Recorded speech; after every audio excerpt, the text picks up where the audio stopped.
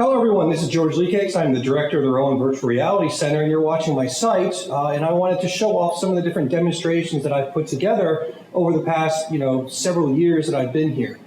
This is some of the oldest work that I've done. This is actually my master's thesis work from a long time ago, usually around 2007, 2008, where I was working for NASA Stennis Space Center in putting together a visualization of a rocket engine test stand. This is the MTTP, Methane Thruster Testbed Platform. And it was up to me to, from different diagrams and photographic reference material, create a full 3D walkthrough of this particular test stand, as well as all the 3D models, the texturing, all the assets.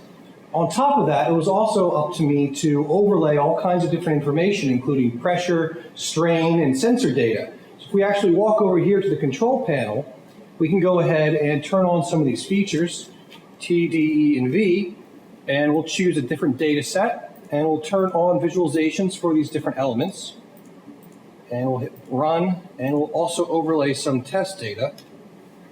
Coming back over inside of our 10-sided cave system over here, we can begin seeing some of what's going on. In this case, we've got these different valves. These valves are telling us different information, such as command, that is what we ask it to be, whether that's open, closed, or in a state of flux. And then finally, state. State is what the sensor is telling us it actually is. Green is open, red is closed, yellow is in a state of flux between those two different elements. So in a perfect world, if we tell something to be open, it had better be open. However, we live in an imperfect world where sensors go bad and commands sometimes don't actually get to their final destination. And so we have to deal with situations like this, where in this case we have a valve that we are telling it to please be open. However, the sensor is still reading this as being closed. And if we continue to monitor this valve over a period of time, we would notice that here we're telling it to be closed. However, now the sensor is telling us that it's stuck in a state of half open and half closed, somewhere between those two ranges. So this is obviously an issue.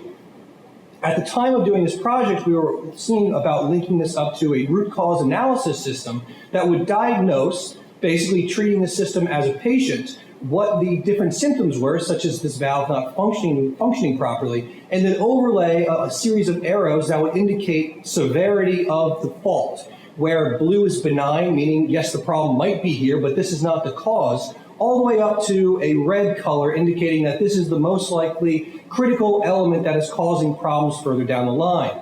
Now, in addition to visualizing these different elements, we also have things like temperature. You could either visualize it numerically, or you could visualize it as a relative range, such as back here we're dealing with cooler temperatures, like around 72 degrees for the methane that's going through. And for that, fire indicates that's highest temperature for that range. We also have things like pressure, which are indicated here with these bubbles.